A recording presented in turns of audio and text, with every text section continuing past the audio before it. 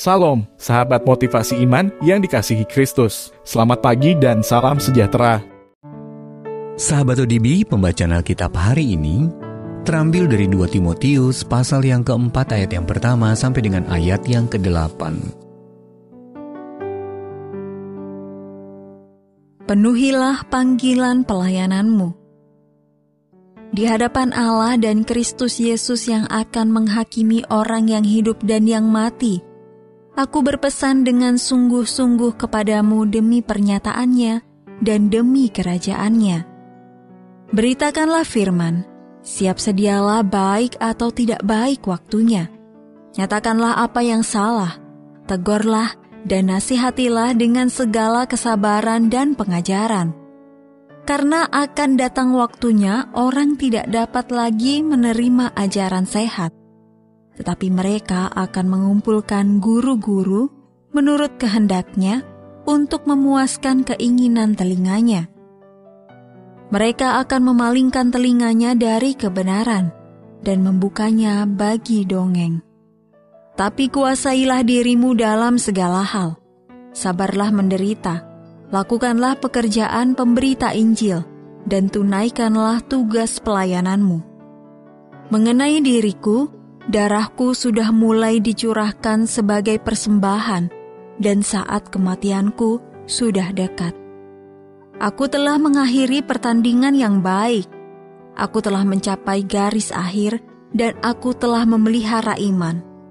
Sekarang telah tersedia bagiku mahkota kebenaran yang akan dikaruniakan kepadaku oleh Tuhan, Hakim yang adil pada harinya, tetapi bukan hanya kepadaku, melainkan juga kepada semua orang yang merindukan kedatangannya.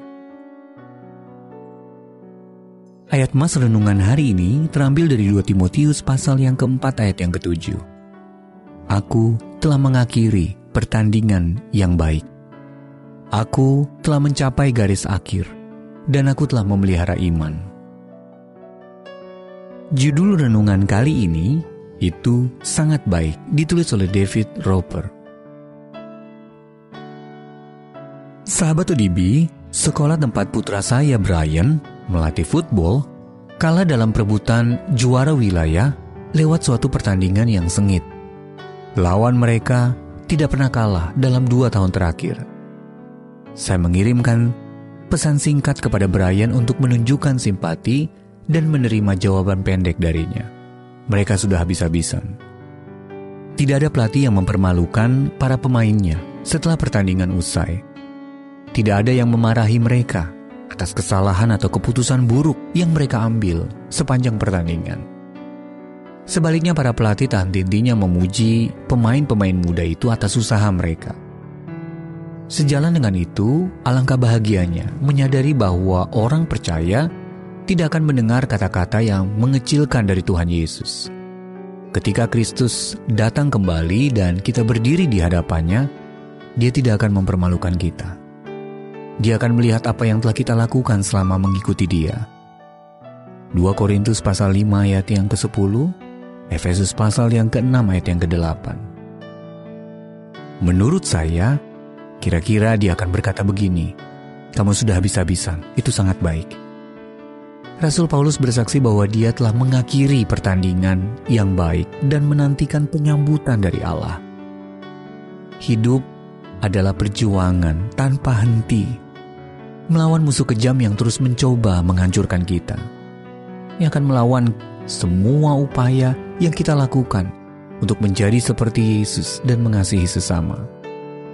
Ada kalanya kita mengalami kemenangan manis, diselingi sejumlah kekalahan yang menyakitkan.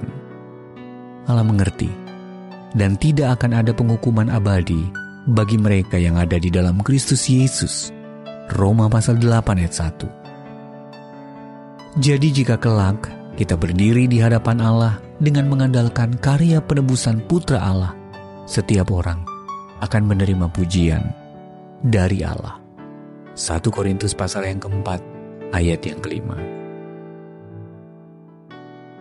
Sahabat ODB, apakah membayangkan diri Anda berdiri di hadapan Allah membuat Anda takut atau senang? Mengapa demikian? Ya Bapa, terima kasih untuk janji-Mu karena aku memiliki Yesus sebagai juru selamatku. Aku tidak akan dihukum untuk selamanya.